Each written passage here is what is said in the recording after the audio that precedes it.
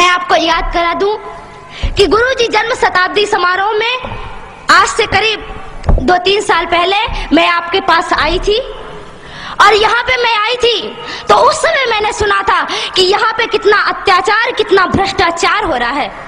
इस देश में हमने जिसको रहने की शरण दी, हमारा भारत इतना महान कि कहता है सभी को कि आओ हमारे पास रुको, सभी को आसरा दिया, सभी को शरण दी, पर यहाँ के लोग ही जिनको हम शरण देते हैं वही हमारे साथ गद्दारी करते हैं। क्यों? क्योंकि हिंदू सीधा साधा और सरल है। हमारे देश में इतना अत्याचार और इतना भ्रष्टाचार फैला हुआ है, किसके कारण?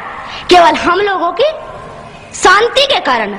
अभी आपने सुना होगा बहुत से लोगों से कि कहते हैं कि आजकल कहते ना लोग कि शांति का अब जमाना नहीं रहा कि माला लेकर बैठ जाओ बस शांति हो गई।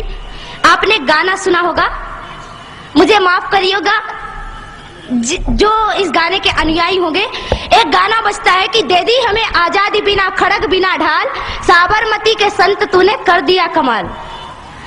तो ये गाना मुझे बिल्कुल पसंद नहीं है, क्योंकि इसमें आया कि दे दी हमें आजादी बिना खड़ग बिना ढाल। अरे कैसे खड़ग बिना ढाल के बिना आजादी मिल गई? कितने कितने वीरों ने इस देश के लिए सिर कटाए हैं तब हमको आजादी मिली है, बिना लड़े आजादी नहीं मिली है। अरे बिना लड़े आजादी मिल जाती तो राम कह देते ना कि एक चरखा ले लो और सूत काटो और रावण को पसंद आ जाएगा सूत तो रावण सीता को लौटा देगा वापस। क्यों नहीं राम ने चरखा पकड़ा दिया सबको?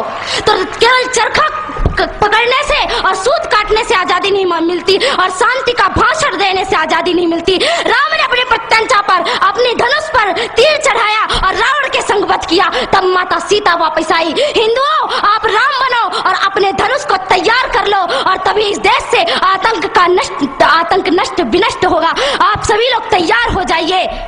और मैं आपको एक बात कह दूं कि आज आप सभी लोगों को तैयार होना है।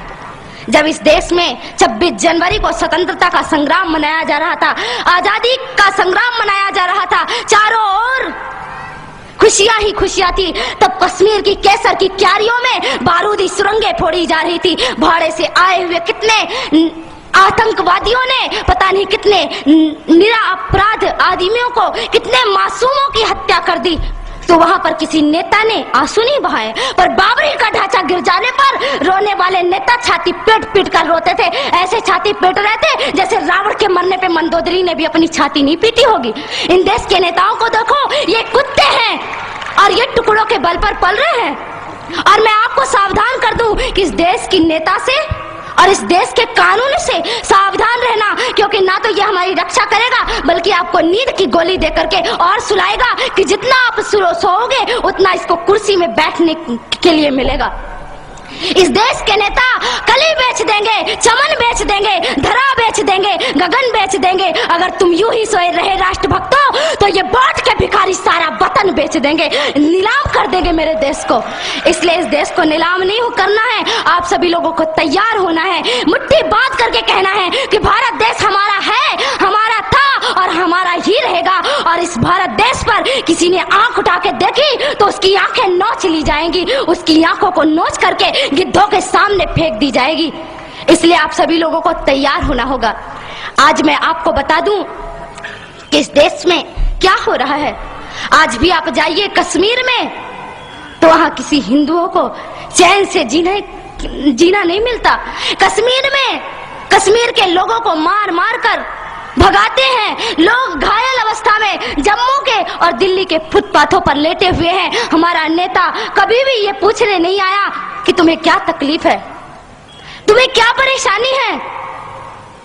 कोई भी वहां पे पूछने के लिए नहीं जाता।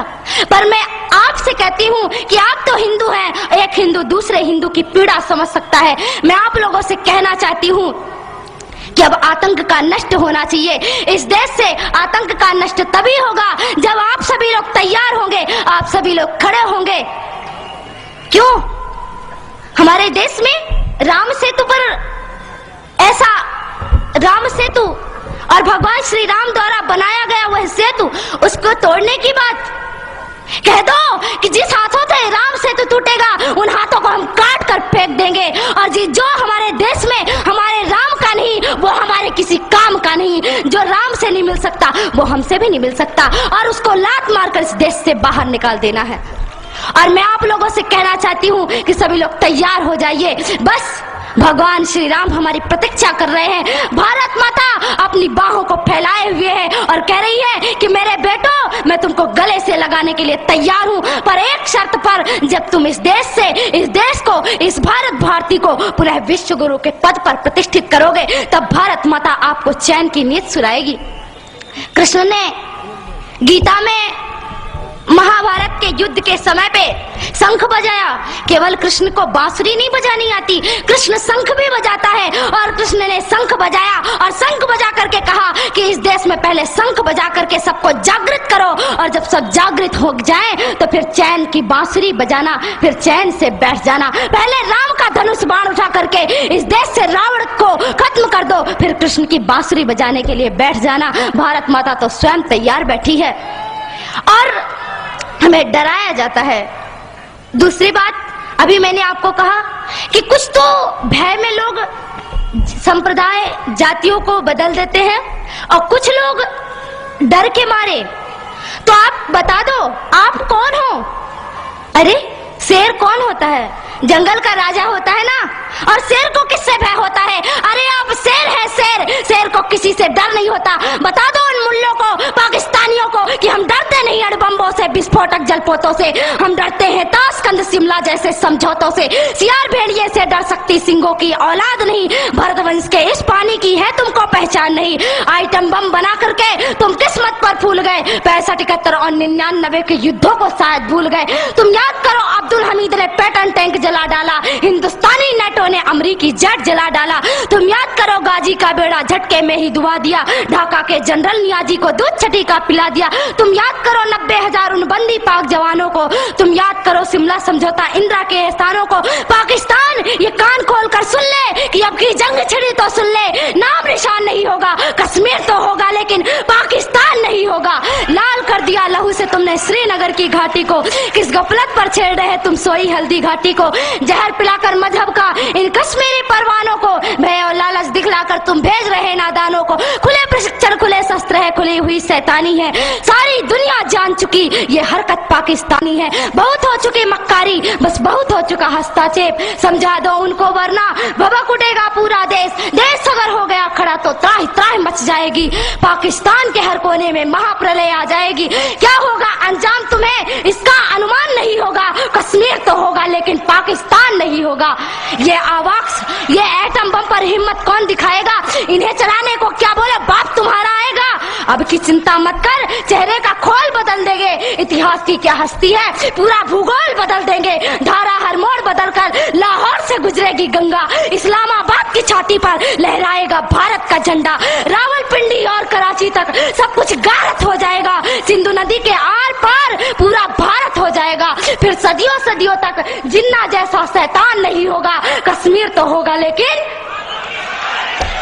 कश्मीर तो होगा लेकिन अगर आप ऐसा ही बोलते रहे तो एक दिन मैं सच कहती हूँ कि पाकिस्तान का नामो निशान नहीं रहेगा। इसलिए मेरे देश के बंधुओं, मेरे देश के भाइयों, खड़े हो जाइए, अब खड़े होने का वक्त है।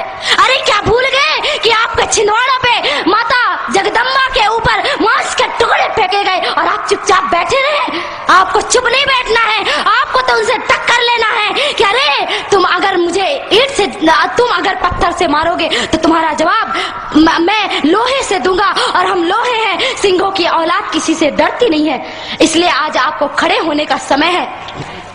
इस देश में कानून बनाया गया, कहते हैं कि राम मंदिर का मामला अभी तक नहीं सुलझा। राम जी का मंदिर क्यों नहीं बन रहा है? क्यों नहीं बन रहा है प्रभु श्री राम जी का मंदिर?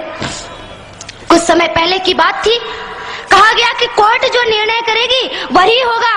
अरे मैं आपसे पूछती हूँ कि क्या राम मंदिर और राम सेतु का निर्णय कोर्ट करेगी, अदालत करेगी, या हमारे देश के हिंदुओं की श्रद्धा या कि विश्वास निर्णय करेगा? आप बताइए क्या निर्णय करेगा? आपका विश्वास निर्णय करेगा तो आप अपने विश्वास से निर्णय करिए। अरे इन नेताओं को और और इन पुलिस वालों को छोड़ दीजिए। आप अपने से जाइए और एक एक ईंट लेकर, अगर हिंदुस्तान का एक एक आदमी एक एक ईंट लेकर गया तो मैं कहती हूँ कि राघवेंद्र सरकार का मंदिर कोई और नहीं बल्कि आप बनाएंगे, और केवल आपको केवल जाने की आवश्यकता है। प्रभु श्री राम का मंदिर आप बनाइए।